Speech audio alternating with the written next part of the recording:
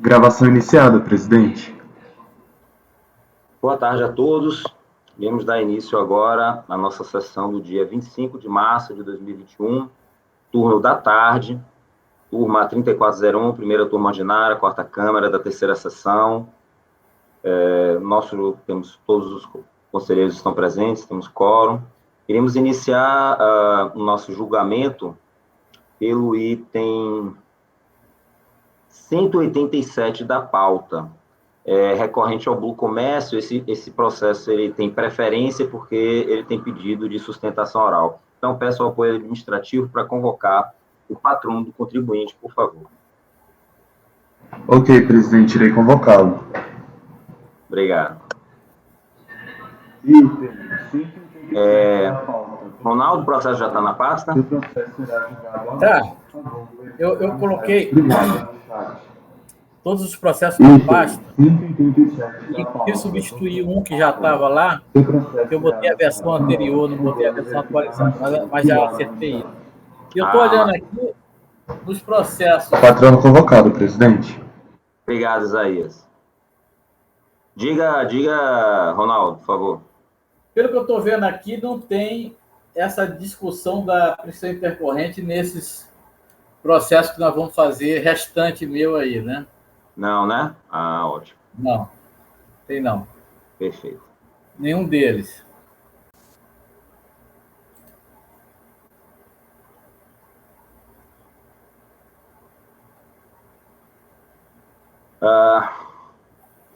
Doutor Aron, é isso?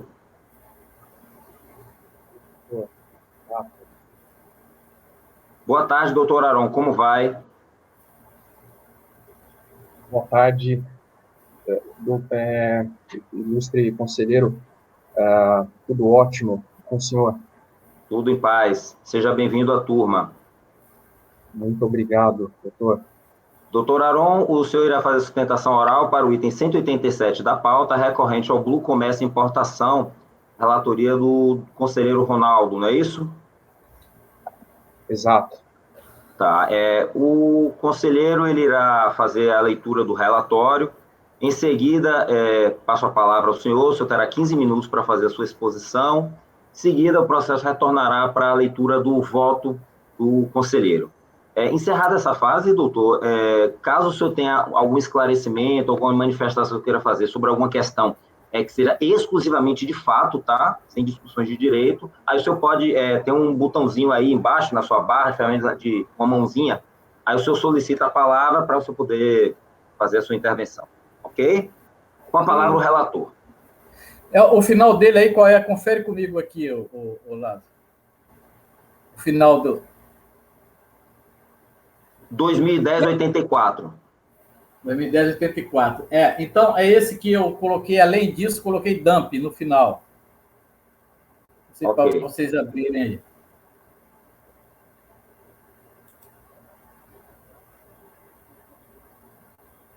Então, é um processo de dump, né? Como já está aí no nome.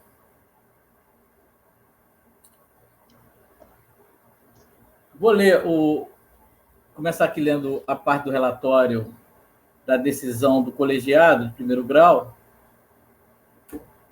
Trata o presente processo de auto-infração para exigência de direito antidumping na importação, não recolhidos de acordo com a legislação de regência no montante de R$357 mil.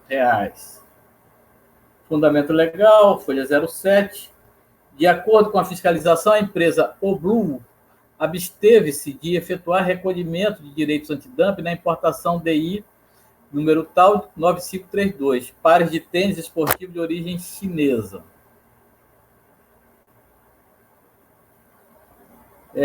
Nos termos da resolução CAMEX número 48, 8 de setembro de 2009. Para tal, alegou respaldo, é uma questão judicial aí, na liminar em mandado de segurança número 2009, tal, expedida pelo juízo da 5ª Vara Federal Civil em Vitória. A decisão restringiu-se a uma declaração de importação específica e, no caso, tratava-se de uma declaração de admissão em entreposto aduaneiro. A empresa promoveu despacho para consumo por meio da DI, número tal, registrada em 20/11/2009.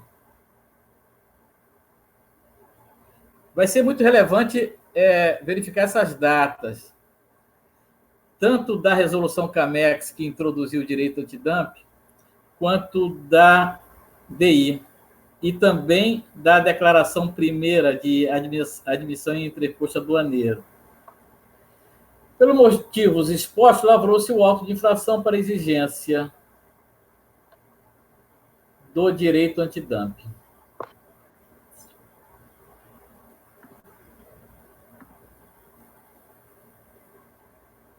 A contribuinte, então, argumentou que a Instrução Normativa 680/2006 dispõe sobre o pagamento do direito antidumping como sendo a data do registro da DI. Interpretação esta que não tem guarida na Lei 9.019, a qual dispõe sobre a aplicação dos direitos previstos no acordo antidumping e no acordo de subsídios e direitos compensatórios, a qual se dá a partir da publicação do ato que os estabelecer e que ocorreu em 9 de setembro de 2009. Tais violações resultarão da manutenção dos efeitos do ato administrativo que exige o pagamento da medida antidumping, desrespeitando os negócios jurídicos já concluídos, atos jurídicos perfeitos, em obediência à resolução CAMEX número 48 de 2009, que não alcança os bens relacionados na declaração de importação. Em relação aos contratos, já concluído com mercadorias já embarcadas, é essa linha de impugnação. A decisão de primeira instância decidiu da seguinte forma: no presente caso, a aplicação do direito antidumping está regulada na resolução CAMEX número 48, para calçados esportivos originário da China, despachado pelas declarações de importações, e estão sujeitos ao recolhimento do direito antidumping provisório pela alíquota específica fixa de $12,47 de dólar.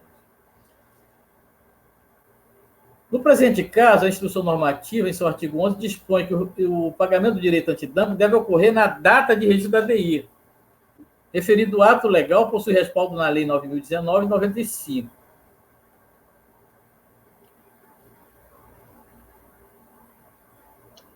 Relevante ler esse pedacinho do mandado de segurança. A decisão do mandado de segurança, expedida pelo juiz da 5ª Vara Federal Civil em Vitória, Espírito Santo, restringiu-se a uma declaração de importação específica, como relatado pela autoridade fiscal. E, no caso, tratava-se de uma declaração de admissão em entreposto aduaneiro em que a empresa, e no caso atual, que a empresa Oblu promoveu o despacho para consumo por meio da DI, número tal, em 20/11, data em que era plenamente vigente a citada resolução CAMEX. A discussão é essa, porque tem uma declaração de admissão em regime de admissão temporária antes da resolução. Veio a resolução, aí tem a declaração de importação efetiva. Então, a discussão é essa, o que está servindo de marco temporal para verificar esse direito antidumping.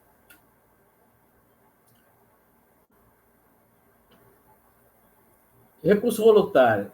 No recurso voluntário, a recorrente recuperou parte substancial de sua argumentação contida na impugnação. Em síntese, os pontos citados são os seguintes. Neste particular, ressalta-se que a exigência do pagamento de medida antidumping, em detrimento dos atos jurídicos perfeitos, denota afronta ao inciso 36º do artigo 5º da Constituição Federal, aos próprios dispositivos do Regulamento Aduaneiro e ao Código Tributário Nacional. O arquétipo jurídico é que esses atos normativos estão adstritos, tudo em prol da relação econômica existente.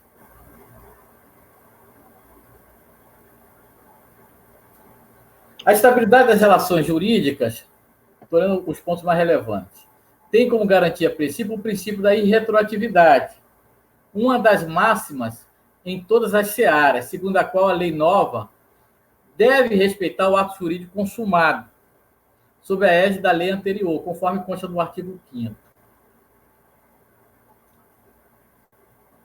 Repise-se que, em relação aos contratos já concluídos, por consequência natural, opera-se a transferência da propriedade do exportador para o importador brasileiro, que honrou o compromisso assumido enviando as divisas correspondentes, sendo descabida a aplicação retroativa da resolução em comento. Neste aspecto, insta a ressaltar que a extensão dos efeitos da decisão judicial referente à DI 65.23.59.6 para a DI, que é essa nossa aqui, 16.34.152, é medida de rigor, na medida em que ambas têm como objeto as mesmas mercadorias, razão pela qual demonstra ser dissonante qualquer entendimento diverso. Aqui aí tem violação ao artigo 6º do GATT,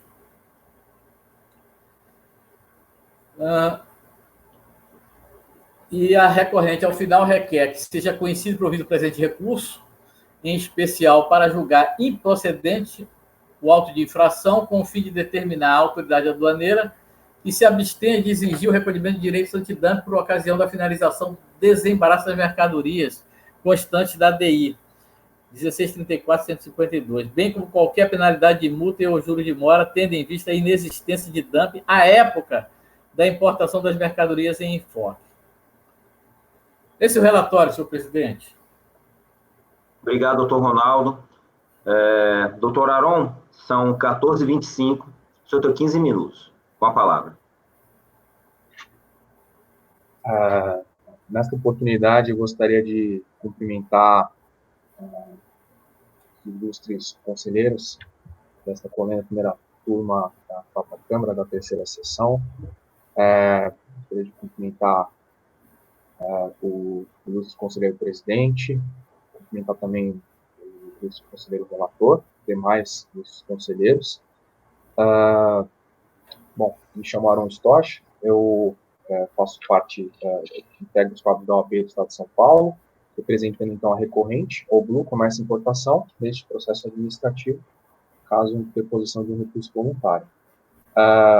Conforme já antecipado pelo ilustre conselheiro relator, de fato, houve essa admissão das mercadorias no regime especial de interposto aduaneiro. Isso aconteceu no dia 25 de maio de 2009, em que houve o registro da declaração de importação para a submissão dessas mercadorias ao regime. Elas foram definitivamente inseridas, né, nesse contexto do regime de interposto aduaneiro. Na data de 8 de setembro, com publicação no dia 9 de setembro, houve, conforme já antecipado também, a publicação da resolução CAMEX número 48. Na sequência, ilustres conselheiros, houve, de fato, o ajuizamento de mandado de segurança. Alguns detalhes desse mandado de segurança serão melhor abordados. Por ocasião desse desfecho favorável obtido no mandado de segurança, é que foi registrada a DI, que foi uma DI estritamente para fins de despacho para retirada dessas mercadorias que estavam no âmbito do regime especial de interposto aduaneiro. Ato sequente, né, ato contínuo, houve a lavratura de auto de infração no dia 28 de janeiro de 2010, e o julgamento da impugnação que aconteceu no dia 13 de 6 de 2018, em que foi desafiado por ocasião do recurso voluntário. Um caso que um aspecto bem peculiar nesse processo administrativo dos conselheiros é justamente aqui que a recorrente alega a existência, digamos, de um pressuposto processual negativo, né, um aspecto, coisa julgada favorável, em que foi definitivamente reconhecida, foi concedida a segurança, inclusive esse processo, o mandado de segurança foi julgado em segunda instância, no caso no PRF da segunda região, em que foi assegurado o direito, né, da hora recorrente ao registro para retirada, no caso, admissão dessas mercadorias, né, sem que houvesse a imposição dos direitos antidumping.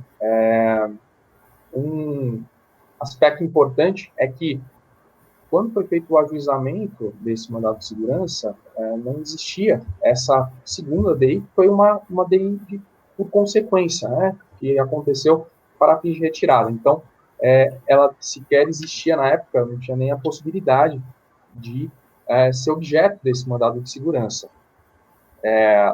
Foi uma importação que aconteceu com cobertura cambial, então a recorrente ela não foi uma mera consignatária, tá? Essas mercadorias que estavam interpostadas. Então, a única alternativa para a extinção do interposto aduaneiro realmente era o despacho, né, a retirada dessas mercadorias desse local que estava interpostado lá em Cariacica, no Espírito Santo.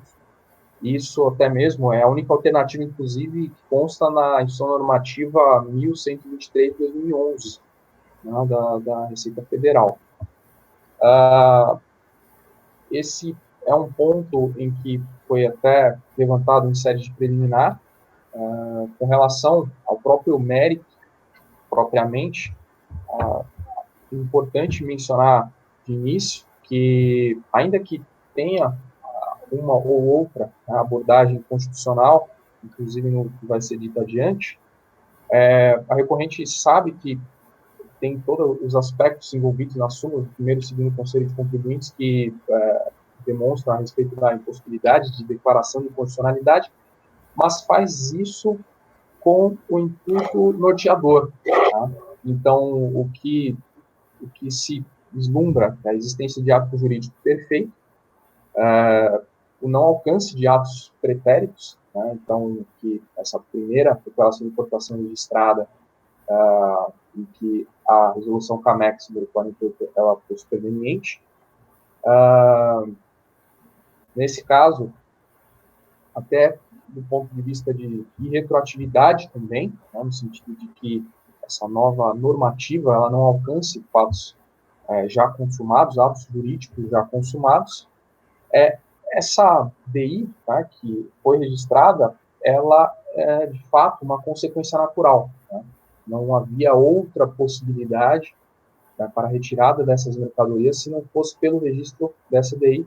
Então, natural é que esse provimento jurisdicional favorável que foi obtido pela recorrente, né, nos autos desse mandado de segurança que já citado, também abranja essa DI para fim de retirada das mercadorias. É importante, então, para finalizar o aspecto de mérito, foi expedido um conhecimento de embarque, tinha cobertura cambial, desde o início dessas importações, já teve o intuito, né, o objetivo de transferência da titularidade das mercadorias do exportador para a importadora recorrente. Então, ilustres conselheiros, em relação ao seguinte pedido, né, o que se requer é o provimento do recurso voluntário, né, para fins de desconstituição do auto de infração. Eu agradeço a atenção e muito obrigado a todos. Obrigado, doutor Aron. Com a palavra o relator. Agradeço os esclarecimentos do patrão da empresa e complementou muito bem o meu relatório.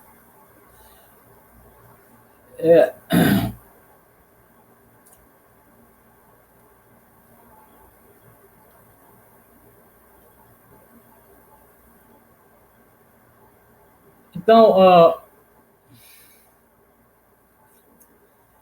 a base legal para constituir, o voto é curto. Eu vou pular algumas citações de lei. A base legal para constituir o crédito relativo ao direito antidumping são os artigos 1º, 7º e 8º da Lei 90.19 de 95. A multa aplicada fundamentou-se no artigo 7, parágrafo 3º, inciso 2 da lei, com a redação dada pelo artigo 79 da Lei 10.833/03. Aí eu cito o artigo.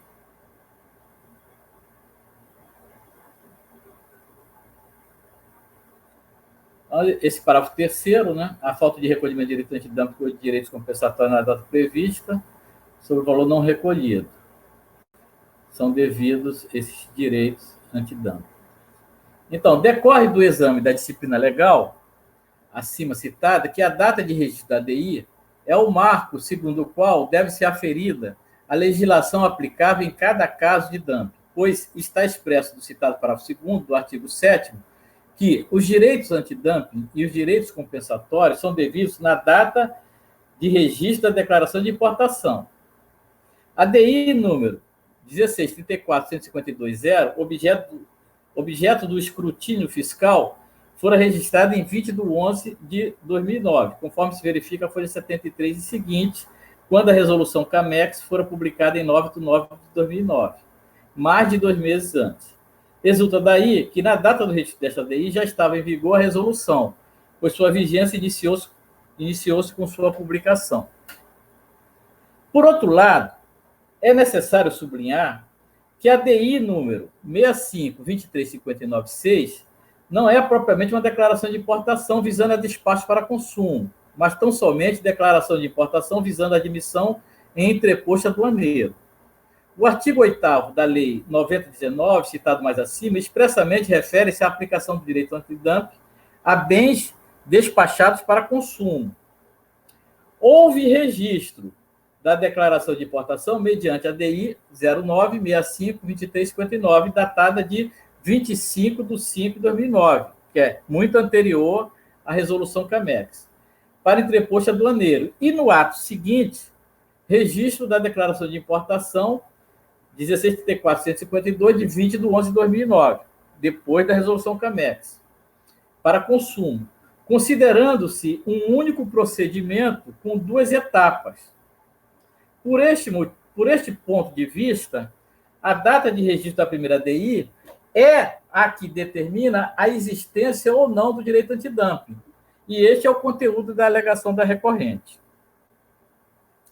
A fiscalização, porém, considerou 2 atos completamente independentes, considerando, então, a data de registro da segunda DI a determinante da existência ou não de direito antidumping. Na verdade, o problema já foi enfrentado e solucionado na esfera judicial, conforme se atesta no acordo da 5ª turma especializada do TRF, 2ª região, nos autos.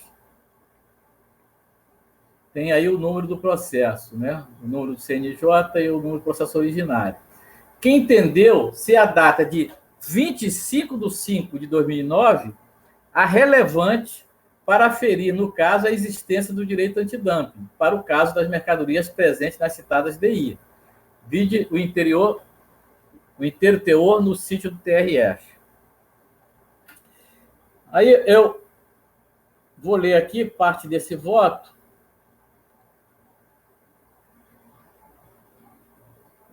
Deixa eu ver o que é relevante aqui.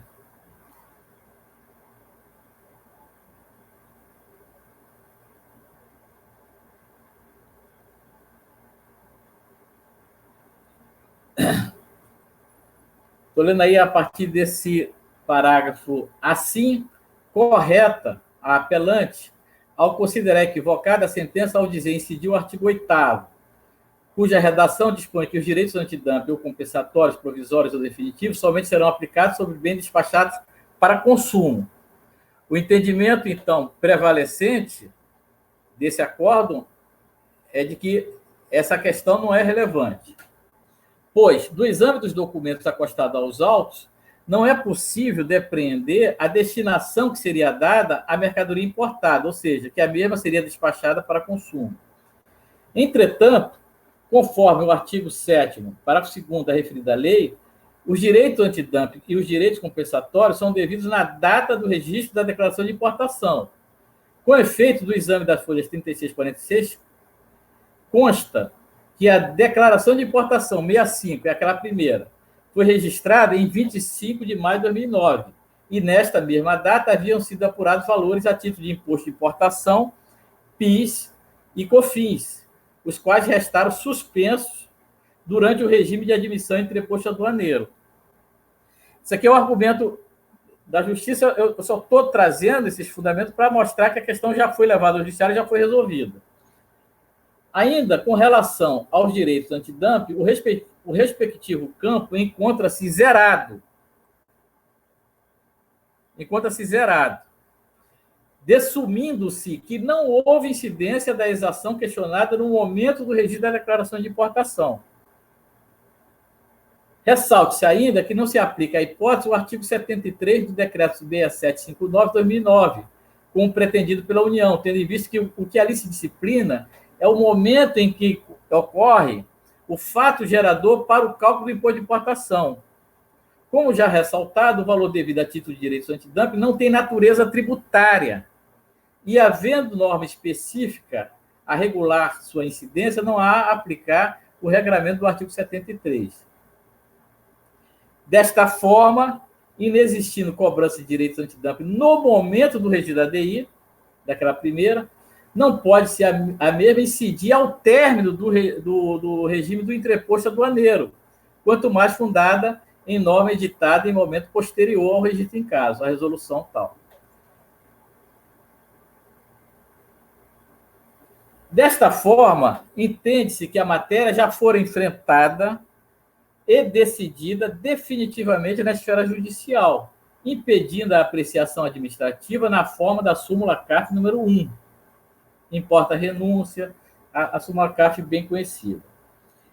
Informa-se ainda ter havido trânsito em julgado da referida decisão judicial em 18/7/2012. Do exposto, voto por não conhecer do recurso, cancelando, porém, o crédito constituído em razão da decisão judicial transitada em julgado. É o voto, senhor presidente. Obrigado, conselheiro Ronaldo. Submeto ao colegiado a alguma discussão, a algum comentário que alguém deseje fazer. Não? É só uma dúvida aí. Claro. Já que não, ele não conhece o recurso e cancela o auto, né? Esses casos aí de não conhecimento de recurso, né, eu deixaria consignado nos autos que compete à delegacia de origem, né, acompanhar a ação judicial, né, o trânsito em julgado e as providências cabíveis, né? Mas não o órgão julga, se ele não está conhecendo, ele vai cancelar o auto. É porque o cancelamento não depende do conhecimento do recurso. Ele é algo extra ao contencioso aqui, né, que é essa opção pela via judicial. Mas lá no DRJ eu também costumava fazer isso, deixar no acórdão uma advertência para o órgão preparador acompanhar, mas aqui nós temos um trânsito em julgado. Já temos um trânsito em julgado e, de ofício, nós podemos dizer o crédito está cancelado por decisão judicial. Mas a dúvida seria quanto a essa competência, né? Caberia a gente cancelar ou deixaria para a delegacia fazer esse cancelamento? Ronaldo, tem alguns processos que a PFN... Eu peguei até um processo bem recente da PFN, que ela apresentou recurso especial, e o entendimento lá é o seguinte, e prevaleceu esse entendimento de que a gente aqui não cumpre decisões. O órgão que deve cumprir decisões, executar decisões, seria as DRFs, as unidades locais, que a gente aqui teria apenas que julgar ou não. Então, se não tem nada para a gente julgar, é não conhecimento. Então, se a gente até, essa turma, até onde eu me lembro, né, eu acho que a gente já chegou a dar cumprimento à decisão judicial. A decisão judicial vinha no sentido, então a gente julgava de acordo com isso. Acho que é uma matéria controversa. Trago só apenas aqui um posicionamento que foi acatado da Câmara Superior, um recurso especial da Fazenda, em que o entendimento é que aqui não era o local de cumprimento de fazer a execução de julgado do Poder Judiciário. Mas, só um comentário. Não, também não faço questão. Inclusive, o meu posicionamento original é nessa linha. Tá. E da PFN. Mas aqui a própria turma, eu já vi trazer isso. Eu fui influenciado pela própria cultura da turma. Verdade. Mas eu posso rever aqui, retirar essa última parte do dispositivo aqui. Voto por não conhecer do recurso. Ah, ótimo. Eu também vi isso, conselheiro, foi esse mês agora, foi da última sessão para cá. É coisa bem recente que eu estava vendo, então analisei, entendo argumentos contrários, dá para argumentar o contrário, a decisão, força de decisão judicial, mas, enfim, considerando os argumentos da PFN, considerando que foi acatado pelo CARF ou pela Câmara Superior, me parece, meu voto pelo menos vai ser nesse sentido. Mas como você já disse que vai retirar, então já temos esclarecido, né? Vai ser só voto por não conhecimento. Conselheiro, desculpa, a conselheira Fernanda pediu a palavra, deixa eu ver se mais alguém. Não, só a conselheira Fernanda. Não, só alertar o Ronaldo que lá em cima, no início do voto, está como negar provimento e aqui embaixo está diferente. Eu acho que provavelmente foi hoje algum modelo só para que depois ele deixe, né, idêntico. Também acho que da forma como está um pouco confuso. Acho que teria que ser não conhecer ou conhecer e, né, dar provimento. Me parece que pela nossa tradição aqui na turma, o que combinaria mais, não que ninguém possa mudar de opinião, claro, mas o que a gente costuma fazer é, tendo decisão transitada em julgado, a gente aplica, né, que é o mais simples, o mais certo, não sei se mais certo, mas mais fácil e que esgota de vez a discussão, né? Não sei se teria por que mandar a discussão para frente e uma análise para frente, sendo que a gente já fez essa análise e a gente já constatou, até por uma questão de economia processual, né? Se o relator já teve trabalho de constatar o trânsito em julgado, não tem por que a gente não aplicar aqui. Conselheiro Oswaldo. Eu digo como eu, pelo menos eu lembro dos meus votos aqui. Normalmente, eu não conheço quando é concomitância. Agora, quando é coisa julgada, eu conheço e só conheço e digo assim, olha, devendo a autoridade executora respeitar o quanto descrito no julgado do processo tal. Mas, enfim, eu só acho esse precedente, que esse precedente teria, nesse caso não tem influência. Ele vai ter influência em casos em que o julgado ele é mais aberto. E cito um aqui já de cabeça, PIS e COFINS sobre receitas financeiras. Lá, em todos os processos que a gente pega, eu não vi nenhum até hoje, 3 anos praticamente de CARF, 2 anos e tal de CARF, e que o julgado diz, olha, não se aplica a base de cálculo tal, e sim a base de cálculo tal. E aí a gente, foi decidido pelo Supremo, e aí a gente começa a discutir justamente o julgado. Se a gente levar, a ferro e fogo, a decisão da Câmara Superior, que vai acabar acontecendo, a gente vai falar assim, não, tem decisão com trânsito de julgado, executa. Eu acho que só tem esse perigo, mas também, nesse caso, não tem diferença. O que tiver, está dito. Sim, o presidente. Perfeito. Pois não, conselheiro. Eu só pesquisei a questão do trânsito de julgado, porque eu entendi que seria relevante para a gente acrescentar esse item. Porque, se não é para falar nada, só dizer o seguinte, basta, se tem a concomitância, e ele importa em renúncia dos recursos administrativos, a gente encerra por aí. Eu não preciso nem pesquisar, porque a pesquisa do trânsito de julgado, às vezes, é uma pesquisa penosa, dependendo da vara e tal, onde você vai pegar isso. Então, eu só pesquisei para incluir. Se for o caso, a gente vai decidir de forma uniforme, nem pesquiso mais, porque aí seria apenas um conselho. Todo mundo pesquisa, conselheiro Ronaldo. Quanto a isso, não se preocupe. A gente todos nós aqui temos essa preocupação, justamente para não ter problema de contradição posteriormente. Pesquise, sim. Embora tenha processo, especialmente no seu estado, né? TRF2 é uma beleza para procurar processo. Que seja um pouquinho mais complicado, sempre que se achar, aplique sim. Acho que vale a pena, economiza tanto para o contribuinte quanto para a gente. Às vezes economiza 4, 5 horas de meditação que a gente tem, porque o juiz já decidiu pela gente.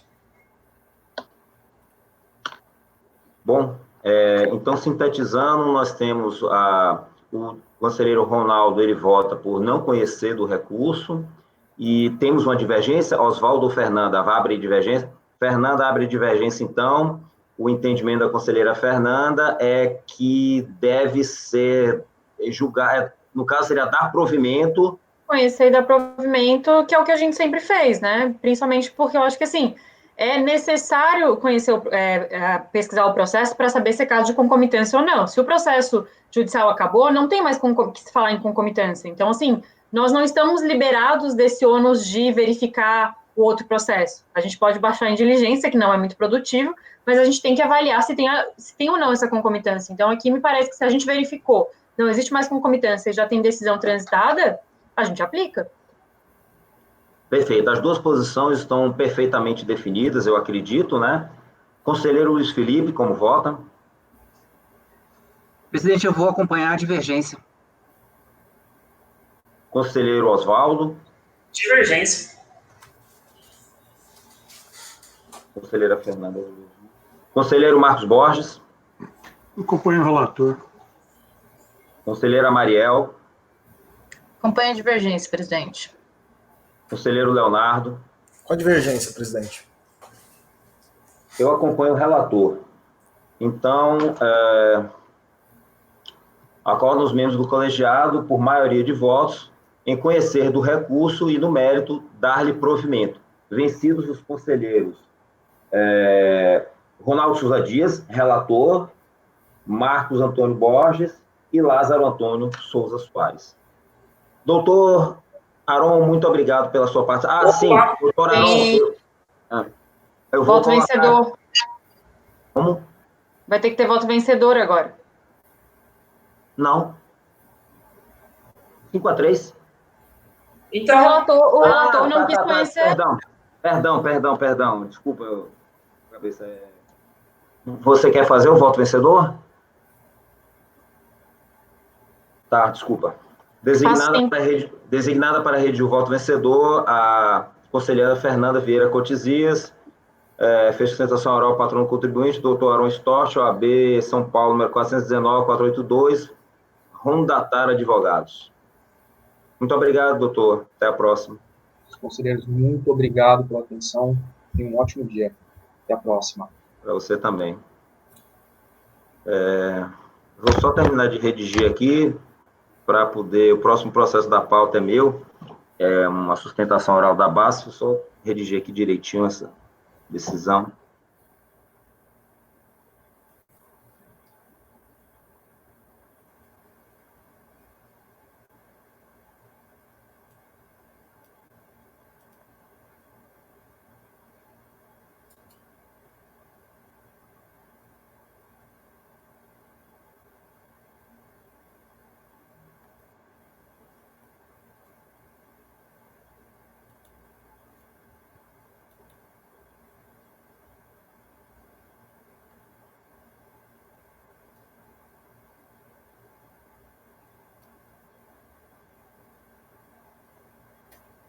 Vocês sabem quantos votos vencedores que dispensam lote?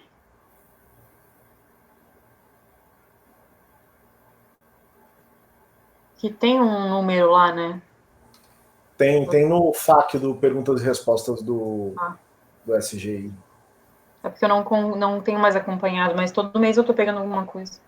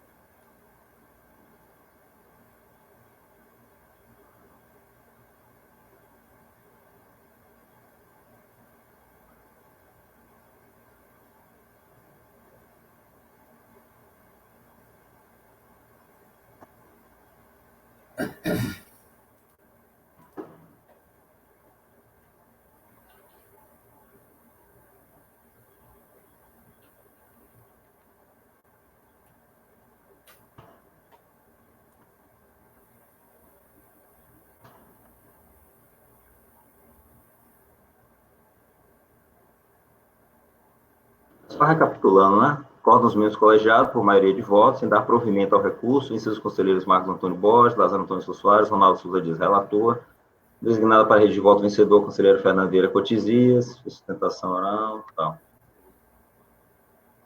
Ok, então vamos agora para BASF.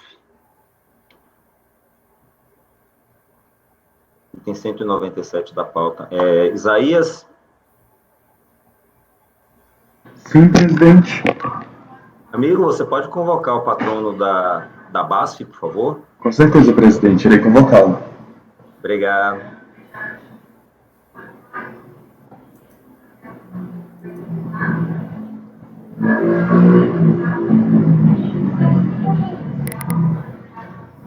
Itens 197 a 21. Dr. Pedro Hoffmann. Seus processos será julgado em hora. Favor verificar mensagem privada no chat. Patrono convocado, presidente. Obrigado, Isaías.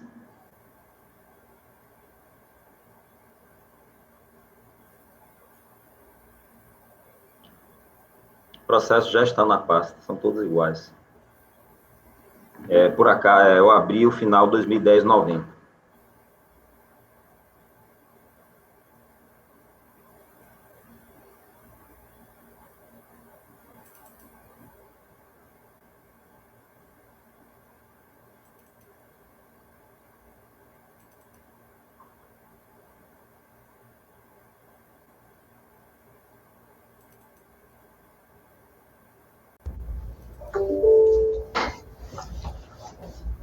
Boa tarde, doutor Pedro. Boa tarde. Como vai? Tudo bem? Como vão todos? Boa tarde, tudo bem? Espero que todos bem, com saúde. Seja bem-vindo à nossa turma. Doutor Pedro, o senhor é o patrono, irá fazer a sustentação oral para os itens 197 a 201 da pauta, a empresa BASF, recorrente, correto? Perfeito. Processo da minha relatoria, doutor, os processos, eles são todos iguais. Eu não sei se o senhor tem alguma distinção que tenha visto em algum deles. Não, né? Ok. Eu farei a leitura do relatório. Em seguida, o senhor terá 15 minutos para fazer a sua exposição. E aí, então, eu vou proferir o meu voto. Após o voto ser proferido, o senhor só poderia se manifestar no caso se o senhor tiver algum esclarecimento sobre fatos, tá? Aí, na barrinha de ferramentas embaixo aí do aplicativo, tem uma mãozinha no meio, basta clicar ali e fica um sinal dizendo que o senhor está pedindo a palavra, ok? Perfeito. Obrigado. Leonardo, por favor. Presidente, acho que o advogado do item anterior ainda está presente na sala. Não, eu tentei expulsar, acho que é aquele problema de imagem copiada. Bom. Não sei, eu cliquei aqui em expulsar, remover, só que ele não sai. Acho que mas ele não está presente, está a câmera desligada, áudio, realmente é aquele problema que a gente já viu em outras sessões. Bom, então, como os processos são todos iguais, eu irei eu iria fazer a leitura do processo de final 2010-90. Por bem descrever os fatos, adoto parcialmente o relatório da DRJ Rio de Janeiro. Trata-se de DECOMP, número tal, por meio do qual o interessado comunique a extinção de débitos de CID, sob condição resolutória, com aproveitamento do crédito de pagamento indevido ou a maior. Em que pese o contribuinte ter informado os débitos com vencimento em datas anteriores à data de transmissão do PERDECOMP, não informou qualquer valor a título de multa de mora. A DERAT de São Paulo emitiu despacho decisório eletrônico de homologação parcial, assim motivado, entre aspas, limite do crédito analisado, correspondente ao valor do crédito original na data de transmissão, 198 mil e mais alguma coisa. Analisadas as informações prestadas no documento assim identificado, constatou-se a procedência do crédito original informado no PERDECOMP, reconhecendo-se o valor do crédito pretendido. Entretanto, considerando que o crédito reconhecido revelou-se insuficiente para quitar os débitos informados no PERDECOMP, homologo parcialmente a compensação declarada. Cientificado o teor do despacho, o contribuinte manifestou-se nos seguintes termos, em síntese. O interessado realizou sua contabilidade, apurou o crédito de CID, relativa aos períodos tais, no valor tal.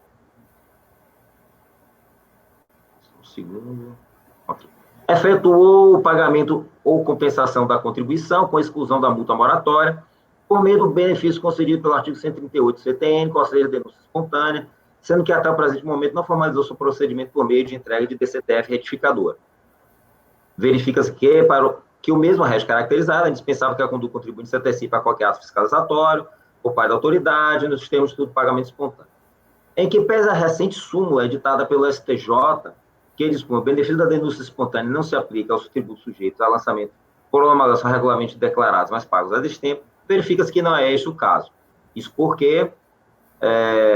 manifestação do contribuinte, tá? Isso porque, de acordo com o quanto já esclarecido e demonstrado por meio dos documentos anexos, o contribuinte em nenhum momento realizou o autolançamento em relação ao crédito tributário de CID, ou seja, não houve a constituição do crédito tributário, quer pelo fisco, quer pela recorrente por meio da entrega do CTF. Desta feita, não há que se falar em insuficiência do crédito apresentado em PERDECOMP, já que não se deve contemplar o valor da multa estando os valores apresentados, de acordo com o artigo 138 do CTN. O proceder da autoridade fiscal é absolutamente arbitrário. No pedido, requer seja recebida a manifestação com concessão do efeito suspensivo. Requer ainda acolher os argumentos da recorrente para não recolhimento da multa em razão de denúncia espontânea. A 15ª turma da DRJ Rio, em sessão, decidiu, por unanimidade de votos, julgar improcedente a manifestação, foi exarado acordo número tal, com a seguinte emenda: declaração de compensação, constituição de dívida, declaração de compensação, constituição de dívida, instrumento hábil suficiente para a exigência dos débitos indevidamente compensados, denúncia espontânea, não caracterização. A compensação do débito confessado a destempo, antes do início de qualquer procedimento administrativo, medida de fiscalização com ele relacionado, não caracteriza a denúncia espontânea, hipótese que exige o recolhimento integral do débito. O contribuinte, tendo tomado ciência do acordo da DRJ, apresentou recurso voluntário, basicamente repisando os mesmos argumentos da manifestação. É o relatório. Doutor Pedro, são 15h01, o senhor tem 15 minutos com a palavra. Muito obrigado, eu espero não tomar tanto tempo. Na verdade, o caso, acho que como bem colocado no relatório, a BASF é uma empresa que tem a matriz dela no exterior. Por conta disso, tem uma série de operações. A BASF fez uma revisão dessas suas operações e constatou créditos e débitos de CID. Ao constatar esses débitos de CID, períodos não recolhidos, a BASF apresentou as competentes declarações de compensação de todos esses débitos com valores da própria CID que ela tinha. É um ponto importante. Não há discussão quanto à suficiência do crédito. O que a gente discute aqui nesses processos, como bem colocou o relator, é exclusivamente o fato, né, de ser ou não possível a denúncia espontânea junto com uma extinção de crédito mediante compensação, ou se a denúncia espontânea só seria possível mediante a extinção do crédito tributário por meio de pagamento. Né? Como os dois estão previstos igualmente no 156 do CTN, a fundamentação usada no recurso é de que não deveria haver distinção quanto a isso, e que as duas formas de extinção do crédito tributário se equivalem, a despeito de ter, né, no caso da compensação, a condição resolutória, mas o fato é que no caso concreto ela se efetivou, então não há diferença, porque o crédito foi extinto naquele momento em que foi apresentada a DECOMP e foi feita a compensação. Nesse sentido, no dia 4 de março, a 3ª turma da Câmara Superior de Recursos Fiscais acabou de julgar um caso exatamente idêntico a esse, e ela reconheceu que não era devida a multa de mora num processo de compensação, pelos mesmos fundamentos que são aqui discutidos agora. Um outro ponto importante, que diz respeito à não declaração, né, dos valores de CID, está no fato de que, nesse ponto, a própria DECOMP, ela constitui o crédito e ela é uma forma do contribuinte, né, apresentada antes de qualquer tipo de fiscalização, discussão ou verificação de valores. Daí porque nós sustentamos o nosso recurso voluntário, que estariam presentes, sim, os requisitos, né, do 138 do CTN, e que, por ser a extinção do crédito tributário mediante pagamento ou mediante compensação idênticas, que deveria ser, sim, homologada a compensação e reconhecido que não são devidos os valores da multa, hipótese em que o crédito é suficiente para a extinção total, né, do crédito tributário, e com isso que seja provido o nosso recurso para que seja cancelada essa cobrança. Uma vez que, como todo o relatório e as próprias decisões anteriores reconhecem, a diferença é única e exclusivamente a multa de mora. Não há nenhum outro tipo de discussão quanto a crédito aqui, só quanto ao instituto, se ele é ou não cabível ao caso concreto. Essas são as razões pelas quais a gente espera que seja provido o recurso e extinto o crédito tributário em todos os processos. Como eles são idênticos, muda apenas o período que foi compensado, a sustentação, enfim, e toda a discussão vale para todos eles de forma igual. Era o que eu tinha para colocar. Excelência, muito obrigado. Obrigado, doutor Pedro. O recurso voluntário é tempestivo e preenche parcialmente as demais condições de admissibilidade, por isso dele toma conhecimento em parte. O recorrente apresenta seus fundamentos nos seguintes termos. Passa a recorrente a tratar do único fundamento para a não homologação, que é a desconsideração da denúncia espontânea, por entender a DRJ que os débitos não poderiam ser compensados, mas tão somente pagos. Como bem indicado no recurso voluntário, a única matéria controvertida diz respeito à possibilidade de aplicação do Instituto da Denúncia Espontânea para afastar a multa de ofício, nos casos em que a extinção do crédito do tributo não se dá por pagamento, mas sim por compensação. A primeira sessão do STJ já pacificou o entendimento sobre o tema, segundo o qual é incabível a aplicação do benefício da denúncia espontânea previsto no artigo 138 do CTN aos casos de compensação tributária, justamente porque, nessa hipótese, a extinção do débito está submetida à ulterior condição resolutória de sua homologação pelo fisco, a qual, caso não ocorra, implicará o não pagamento do crédito tributário, havendo, por consequência, a incidência dos encargos moratórios. Nesse sentido, colaciono os seguintes precedentes do STJ. Faço algumas transcrições. Nenhuma dessas decisões foi proferida sob o rito dos recursos repetitivos, previsto no artigo 1036 do CPC. Contudo, tendo em vista que o STJ é o tribunal com competência constitucional para fazer interpretação da legislação federal, e considerando que se trata de entendimento dominante naquela corte, a ensejar a aplicação da súmula 568 do STJ, e que perfilho do mesmo entendimento sobre a matéria, minha conclusão é de que o argumento do contribuinte de compensação e pagamento se equivale para fins de considerar aplicável o Instituto da Denúncia Espontânea, não merece prosperar. Quanto às alegações sobre os princípios da razoabilidade e da proporcionalidade, tenho que falece competência do Tribunal Administrativo para interpretar a matéria de exclusão de tributo com base nos mesmos, em especial quando tal interpretação iria de encontro àquela já externada pelo STJ. Assim, não conheço deste pedido do recorrente. Pelo exposto, voto no sentido de conhecer parcialmente o recurso voluntário e, na parte conhecida, em negar-lhe provimento. Por favor, quem tem algum comentário, algum esclarecimento? Doutor Oswaldo, você está sem áudio. Não, a gente já discutiu isso nessa reunião, a gente já discutiu isso mesmo tema, nesse mesmo sentido que o conselheiro presidente está falando agora. Ok. Conselheiro Luiz Felipe, como voto? Com o relator, presidente. Conselheiro Oswaldo? Acompanho o relator. Conselheiro Ronaldo? Com o relator, senhor presidente. Conselheira Fernanda?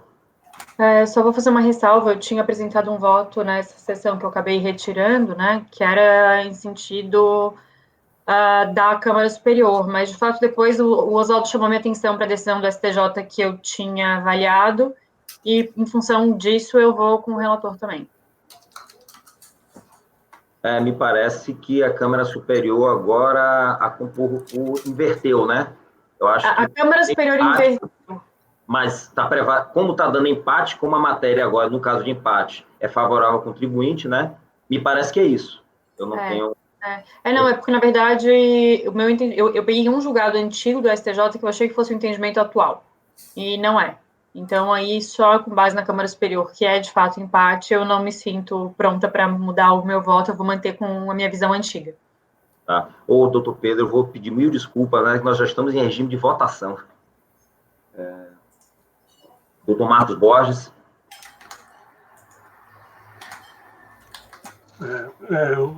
A posição da Câmara Superior é essa mesmo. Né? Eu desconheço a posição que tenha sido diferente, né? Mas eu acompanho o relator. Janeiro, Marcos, eles fizeram um julgado em janeiro desse ano que mudou. Foi... Tá publicado? Tá, na verdade foi em março. Janeiro foi a posição que entendeu que compensação não se equivale a pagamento. Aí depois, em março, teve um novo julgamento. Em março, eles mudaram o posicionamento, dizendo que, na verdade, primeiro entendimento era que compensação se equivalia a pagamento, e depois eles mudaram em março para dizer que são diferentes. E aí tiveram posicionamentos vencidos na Câmara Superior, mas até agora o que está, né, em pauta é justamente o posicionamento vencedor, que é de que pagamento não é a mesma coisa que compensação, então não se aplica a denúncia contrária. Doutor Pedro? Eu peço desculpas de incomodar, só uma questão de fato. Acho que o acórdão de 4 de março, ele reconhece que esses institutos são iguais. Ele está, inclusive, no memorial que eu entreguei, que está constando dos autos. No voto vencido, né? Tem votos vencidos ali, que são iguais, mas o voto vencedor... E a decisão final, acho que ela foi favorável aos contribuintes.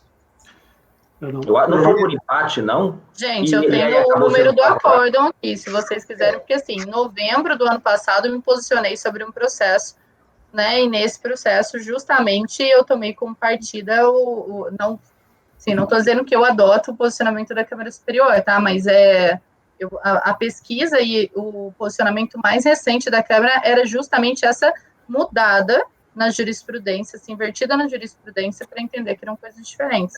Deixa eu só pegar um número aqui do acórdão para todo mundo. Mas, conselheira, mas será que vale a pena a gente entrar nessa minúcia? Vai ser importante para a Câmara Superior. Quando eles forem decidir lá, eles vão seguir ou não a jurisprudência deles. Exato, não, para mim é só para dizer que, por exemplo, né, na ocasião eu adotei o posicionamento vencido, entendeu? Até porque o STJ também não é repetitivo, entendeu? Até tá na minuta aqui do presidente e tal, e na época eu já entendi isso, né, antes de CARF, daí quando eu entrei eu fui acompanhando isso na Câmara Superior do CARF. Só para esclarecer o que tá na Câmara, não? Doutora Maria. Está no memorial o acórdão que a gente localizou, mas, por favor. Tá ótimo. Sim, então, doutora Mariel, a senhora vota como? Presidente, eu vou pedir vênia aos colegas, até por coerência do meu entendimento no processo votado em novembro, eu adoto o posicionamento vencido, né, da Câmara Superior, até, né, ressaltando que também não é repetitivo da STJ, e só para falar para vocês, aqui, o acórdão, se eu não me engano, eu estou olhando bem superficialmente, bem rápido aqui, é o 9303-010-228. Mas, se quiser, depois eu resgato até tá no meu voto de novembro do ano passado. O que eu vi é de 20 de janeiro de 2021, 9303011117. Esse aí foi o que foi favorável ao contribuinte, que é desse ano. O que foi favorável ao contribuinte, que é desse ano? Então tá, porque eu estava me apoiando no de março, então tem um novo em janeiro. Eu vou botar no grupo. Ok, obrigada. Tá ótimo. Então, o registro, voto da conselheira Mariel, a divergência. Diverge do relator. Conselheiro Leonardo. Presidente, eu vou seguir votando com o relator, com a ressalva de depois estudar a posição da Câmara Superior. Perfeito. Ok. Então, acordam os membros do colegiado, por maioria de votos, em negar provimento ao recurso. Vencida a conselheira Mariel Orsi Gameiro, que votou por considerar que compensação... Porque eu vou registrar, então, doutora Mariel, vou entender que compensação e pagamento se equivalem. Exato. Pode registrar, presidente, até o entendimento, né, vencido, não há problema. Perfeito. Não é isso, ok? Perfeito. Esse resultado irá se estender aos outros processos. Doutor Pedro, muito obrigado pela sua participação. Até uma próxima. Muito obrigado. Boa tarde. Boa tarde. Já era uma boa discussão, né, gente? Mas eu acho que hoje já deu a cota. Bom, então podemos voltar, né, agora ao nossa sequência aqui normal, que vai para item 186 da pauta. Relator Ronaldo, VAC Importação. Com a palavra o relator. Presidente, já está na pasta. Deixa eu abrir aqui o meu.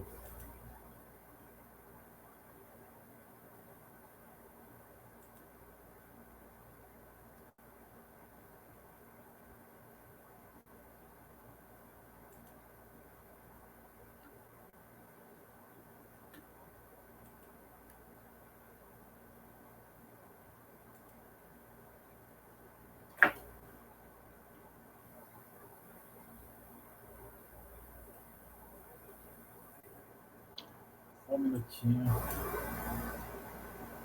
Tá aqui. Esse VAC importação também é sobre direito antidumping. Então, fazer o relatório aqui, só uma parte. Trata-se de processo de autoinflação lavado para a constituição de crédito no valor de 346 mil, referente a direito antidumping, multa proporcional e juros de mora.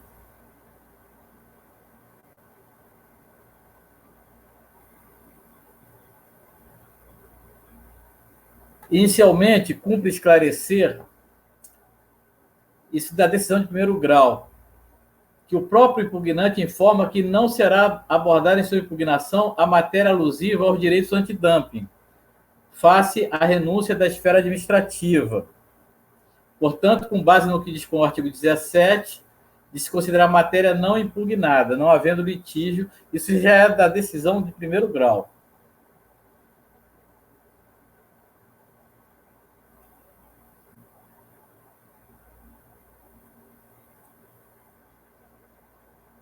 Aí vamos ver aqui o que é que no recurso voluntário a recorrente pede. Então, ela bate na multa de ofício, seja julgado procedente do presente recurso voluntário para o fim de desconstituir a multa de ofício lançada, para que sejam tomadas medidas administrativas cabíveis para o crédito lançado no presente processo tenha sua exigibilidade suspensa, enquanto estiver vigente a decisão judicial, e, ademais, para que, quando transitada em julgado, a mencionada ação em favor da hora recorrente seja imediata e integralmente anulado o crédito constituído. Então, pelo próprio pedido aqui, dá para perceber que o contribuinte não está discutindo o direito antidumping em si, porque isso foi entregue à apreciação judicial. Então, recurso. Vamos direto ao voto.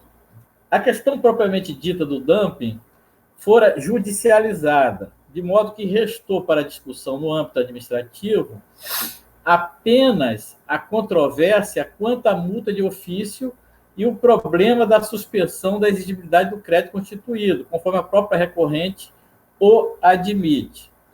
Então, só a parte negrito aí do arrazoado da recorrente. Diz assim: na verdade, o objeto presente recurso se circunscreve aos aspectos que não foram objeto da ação judicial e que, portanto, devem ser conhecidos administrativamente: multa proporcional e suspensão da exigibilidade. Multa de ofício.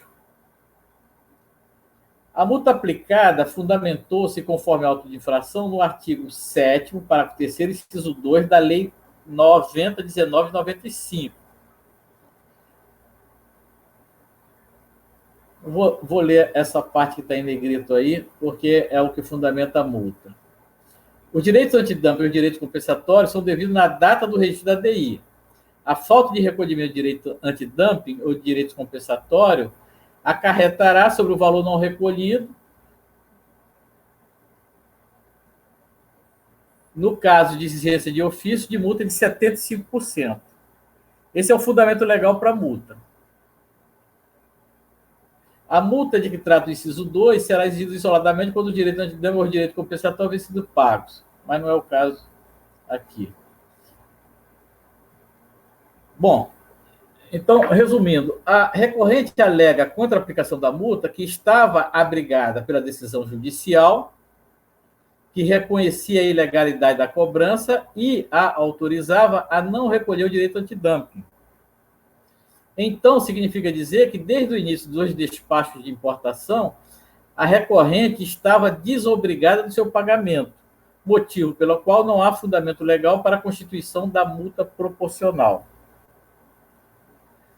E ainda que as regras sobre as penalidades dos direitos antidumping, previstas na Lei 90/19, são as mesmas do crédito tributário, também de competência da Receita Federal do Brasil. Logo, as disposições do artigo 63 da Lei 9.430/96 aplicam-se ao lançamento de ofício previsto no artigo 7º, parágrafo 5º da Lei 90/1995. Bem, então, isso são os argumentos principais. Então, essa questão do artigo 63, ela é muito relevante para decidir esse problema aqui. Porque o artigo 63, ele diz assim: na constituição de crédito tributário destinado a prevenir a decadência, relativo a tributo de competência da União, coloquei em negrito aí, cuja exigibilidade houver sido suspensa da forma do inciso 4 e 5, 151, não caberá lançamento de multa de ofício. Não cabe lançamento de multa de ofício nessas condições. As mesmas alegações foram apreciadas no julgamento de primeiro grau e fundamentadamente não acolhidas, conforme se vê na citação abaixo. Só vou ler a parte em negrito. Ademais, no presente caso, não se poderia aplicar o previsto no artigo 63 da Lei 9.430 de 96. Neste artigo, o lançamento de ofício destinado à prevenção da decadência abrange a constituição do crédito tributário, cuja exigibilidade houver sido suspensa em face da existência de liminar concedida em mandado de segurança ou outra medida judicial acautelatória. No presente caso, temos o direito antidumping, que não tem natureza tributária. Assim, mantém-se a multa aplicada com o mesmo fundamento adotado, destacando-se ainda o artigo 1º, parágrafo único da Lei 90/19, que diz: os direitos antidumping e os direitos compensatórios serão cobrados independentemente de quaisquer obrigações de natureza tributária relativas à importação do produto afetado. Quer dizer, demonstra uma total autonomia.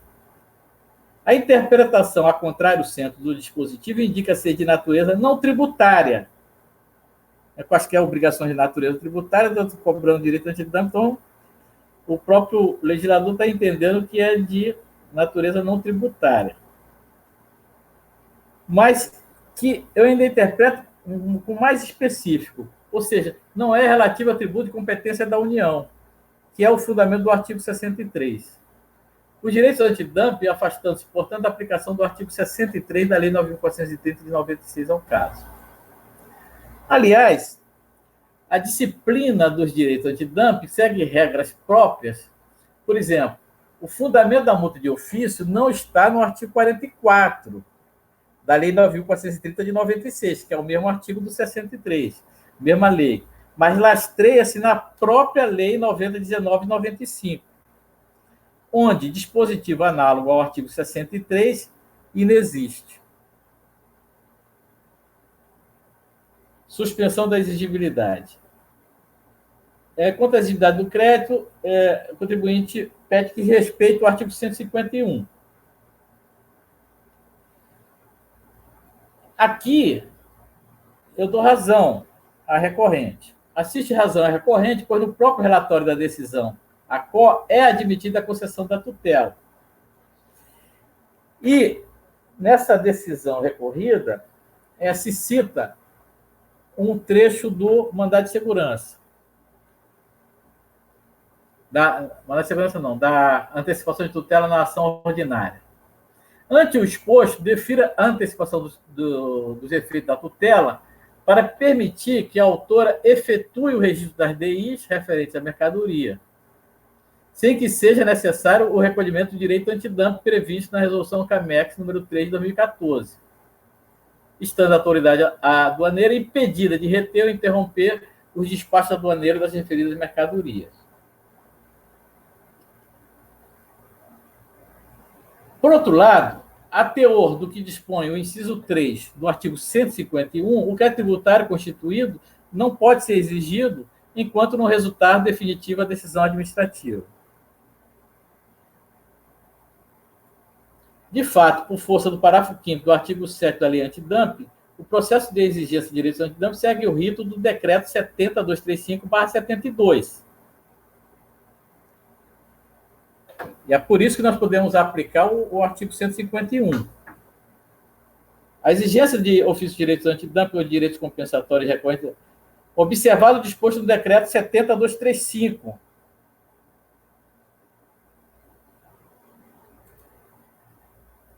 Depreende-se, então, que tanto a impugnação quanto o recurso voluntário suspendem a exigibilidade do crédito, conforme se atesta expressamente no artigo 33 do Decreto 70.235. Quer dizer, a lei antidumping remete para o rito do PAF, do 70.235. E o 70.235 já fala que tanto a impugnação quanto o recurso voluntário suspendem a exigibilidade do crédito. Portanto, a exigibilidade do crédito constituído encontra-se suspensa por duas causas distintas. A primeira, porque o lançamento da multa fora impugnado e, embora mantido na primeira instância administrativa, ainda está em fase de apreciação do recurso voluntário. E a segunda, porque, na esfera judicial, houve a concessão de tutela. Tais limitações devem ser observadas pela unidade preparadora. Do exposto, voto por conhecer do recurso, negando-lhe provimento. É o voto, senhor presidente. Obrigado, conselheiro Ronaldo. Alguém deseja se manifestar, fazer algum comentário, questionar alguma coisa? Alguém diverge do relator? Qual dos membros do colegiado, por unanimidade de votos, em negar provimento ao recurso? Presidente, eu estou vendo que o próximo processo é de classificação fiscal de máquinas. Pode ser que leve aí pelo menos uma hora e pouquinho. Tem como fazer um intervalo rápido só para poder escovar os dentes? É que eu vim logo do almoço, eu já vim direto para cá. Com certeza. Coisa rápida. Claro, claro. Então, sei lá, vamos dar lá os 10 minutinhos, então. Valeu, pessoal.